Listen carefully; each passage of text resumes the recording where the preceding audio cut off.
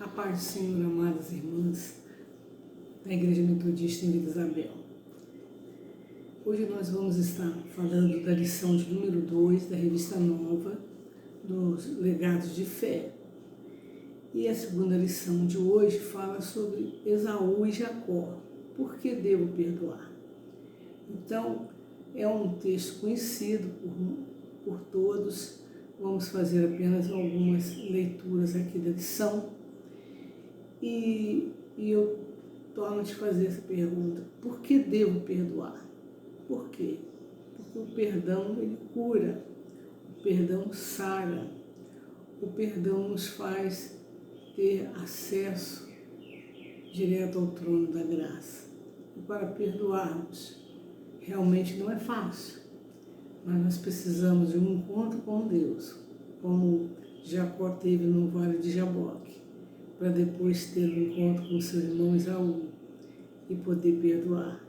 Então, quando a gente tem um encontro com Deus, a gente tem um coração limpo, puro, para conseguir perdoar. Amém?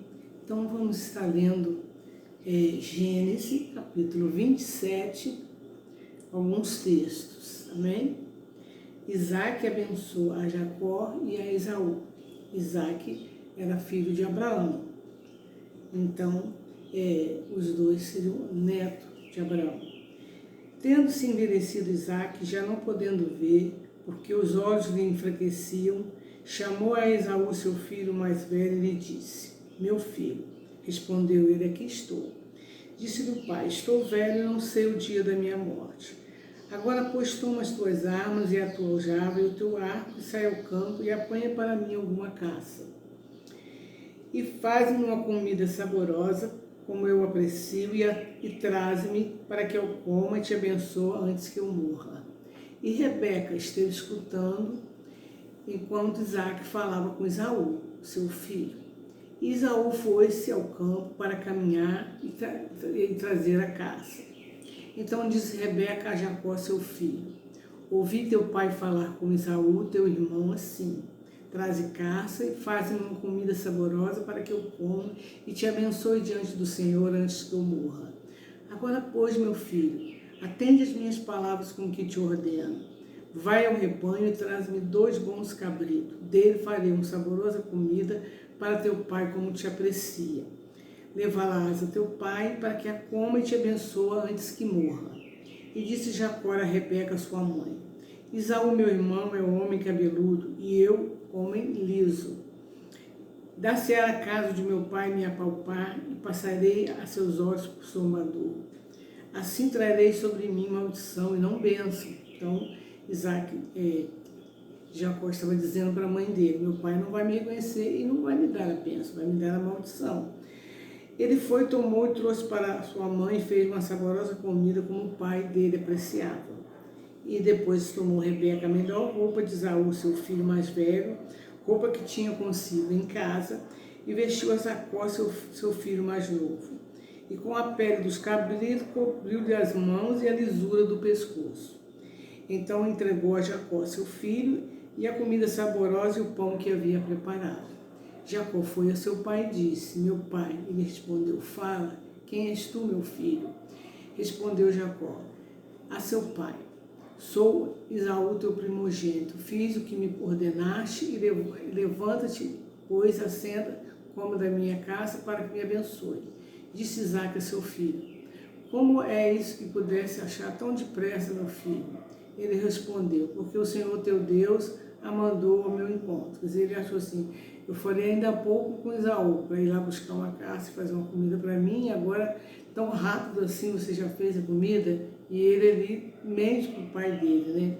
Então disse Isaac a Jacó: Chego-te aqui para que eu te apalpe, meu filho, e veja se és meu filho, e se és meu filho Esaú ou não. Jacó chegou a Isaac, seu pai, que o abençoou, que o apalpou e disse: A voz é de Jacó, porém as mãos são de Esaú. E não o reconheceu, porque as mãos, com efeito, estavam peludas, como as de seu irmão, Esaú. E o abençoou. E lhe disse: És meu filho Esaú mesmo. Ele respondeu: Sou. Então disse: Chega-te isso para perto de mim, para que eu coma da caça de meu filho, para que eu te abençoe. Chegou depois, ele comeu, trouxe também vinho e ele bebeu. Vamos dar uma parada por aqui, depois você lê o capítulo todo de Gênesis 27. E temos outros textos também para a gente poder ler, que foi a lição da semana, Gênesis 25, depois o 29, o 32, o 33, e você vai poder entender melhor a história, que é quando Jacó pede, Isaac pede um filho a Deus, e já tinha ele a idade de 60 anos, quando Rebeca concebeu, e Deus havia falado em profecia que ali teria gêmeos, que seriam duas nações que se dividiriam, dois reinos, e que o mais velho iria servir ao mais novo. Então já havia feito essa profecia antes mesmo do nascimento deles. Mas isso não impede aqui da maldade que Jacó fez com o seu irmão, quando o seu irmão vinha do campo, com fome, não tinha conseguido nada, e Jacó havia preparado um cozido. Então ele fala assim, dá-me de comer. Aí Jacó espertamente fala assim, dá-me o teu direito de primogenitura, que era direito do primeiro filho, né? De ser abençoado pelo pai, de ser constituído ali o herdeiro, de ter toda uma posteridade na família. Então ele pega e fala assim, de que me adianta esse direito de primogenitura se eu estou com fome? E é o que eu falo para os irmãos. Nós perdemos a bênção quando não valorizamos a promessa de Deus. E ali naquele momento Esaú perdeu a bênção dele quando ele vendeu para Jacó o seu direito de primogenitura por causa de um prato de lentilha. E mais tarde Jacó também rouba a bênção, né, que era de direito também do primogênito, quando ele junto com a sua mãe veste, ele falou, como é que meu pai vai me abençoar? Que Raquel, ela tinha uma predileção, ela gostava mais de Jacó, já o Isaac gostava mais de Esaú. Isso a gente tem que tomar muito cuidado na nossa família, na nossa casa, de não termos filhos prediletos, mas amarmos a todos igualmente e nem deixarmos, né, que os nossos filhos ou netos percebam isso. A gente pode ver até mesmo pela criança, né?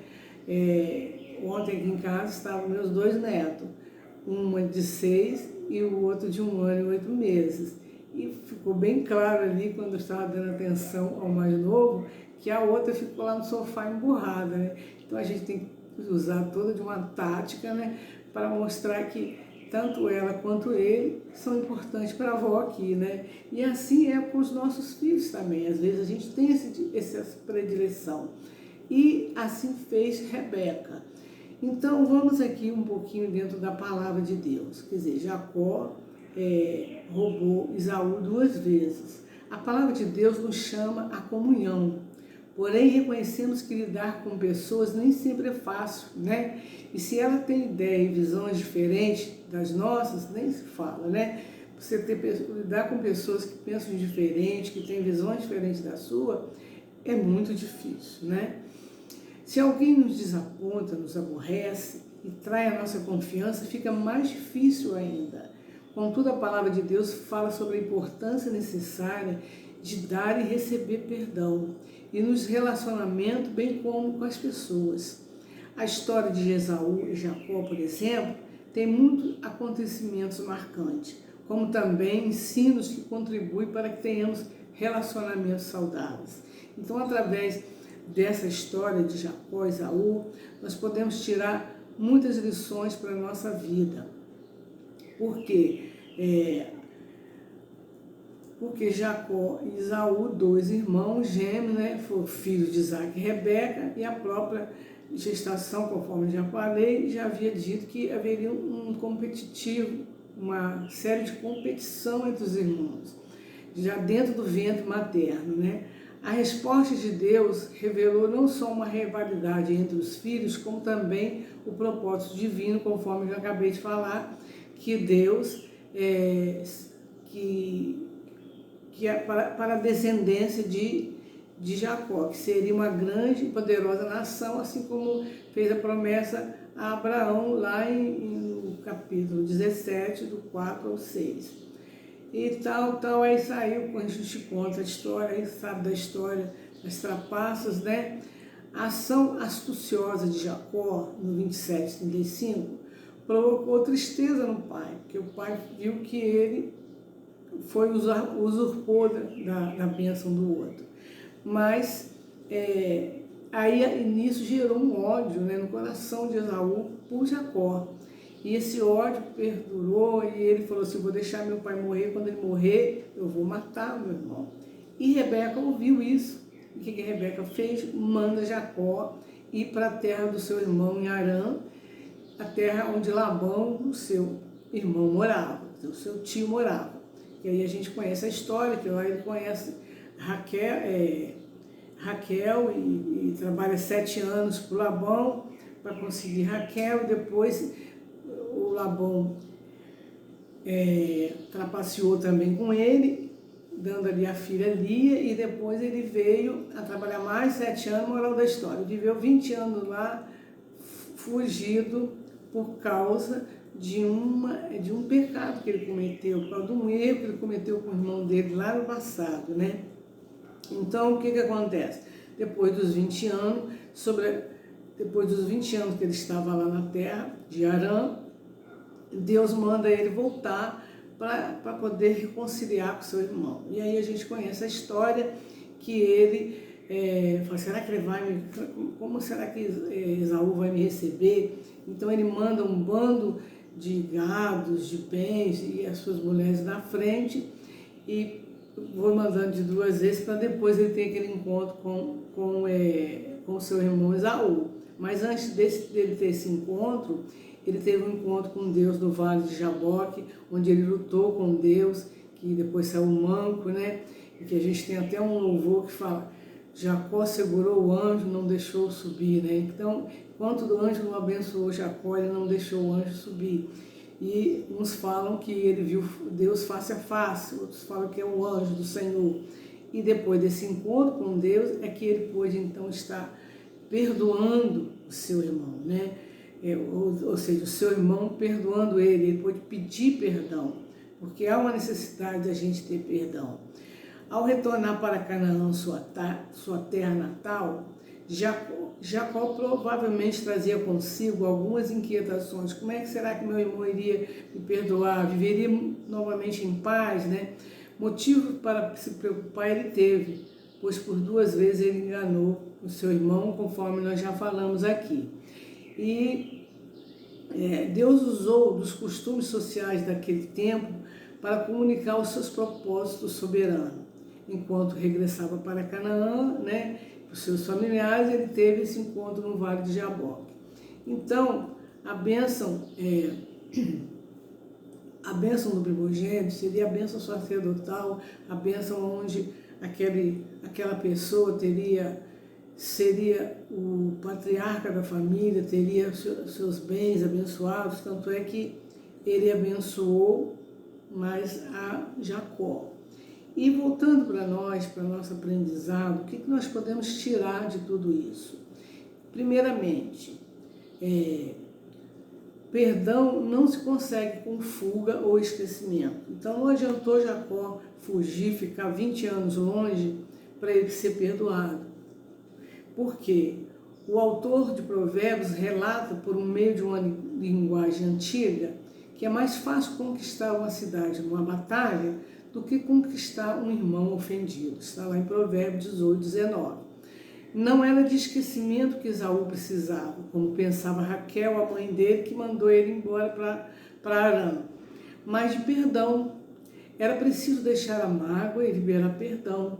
Somente o perdão sincero nos permite olhar nos olhos de quem nos ofendeu e amá-lo novamente.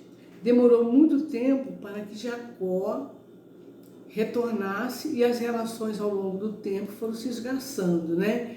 E se afastando e tal. Então é preciso buscar graça, sabedoria e orientação da parte do Senhor para resolvermos os problemas e as dificuldades isso será melhor para todas as pessoas envolvidas, né?